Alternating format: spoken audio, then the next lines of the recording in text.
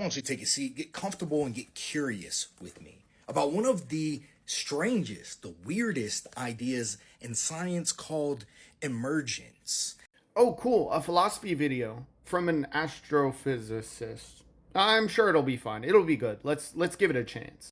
The idea behind emergence is that simple systems with simple components can come together and create new behaviors, new phenomena that cannot be understood by simply understanding the individual pieces.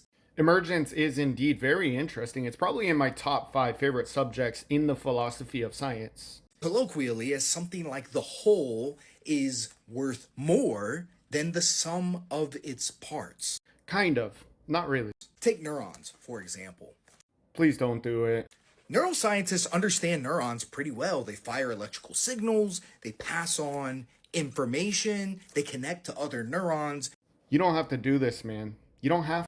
It's pretty simple, but if you take about 86 billion of them and wire them together in just the right way, You can just stop right there, and we don't ever have to talk about this again. We can pretend like it never happened. then you get consciousness. God damn it.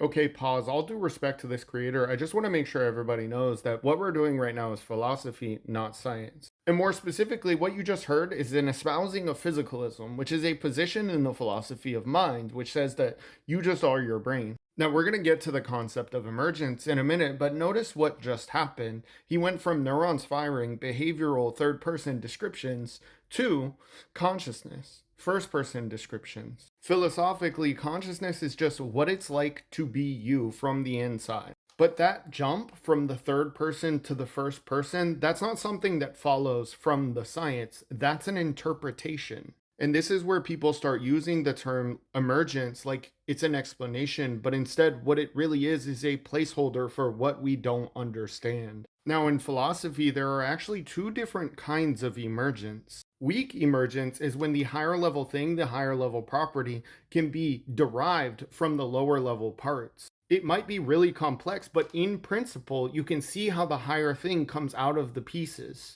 Traffic patterns, flocking birds, weather systems, nothing mysterious added, just complex interactions. But strong emergence is different. It's when a higher level property appears that's not logically deducible from its parts at all. And if consciousness really emerges from neurons or neuronal activity the way people say, it would have to be strong emergence because of the a priori conceptual issues. Put simply, there is absolutely nothing about electrical signals that entails subjective experience. There's a conceptual gap, not just a complexity problem. And if consciousness were somehow strongly emergent from physical processes, it would be the only example of that kind of emergence in the known universe. And to be clear, there are other ways of looking at this problem. Integrated information theory is one of the leading neuroscientific theories of consciousness. It's not really a theory of consciousness, it's complicated, but it does not treat consciousness as something that magically pops out of matter when you hit 86 billion neurons. Instead, it treats consciousness as something more fundamental to certain kinds of systems. It's all love, but let's keep it tucked in, broski.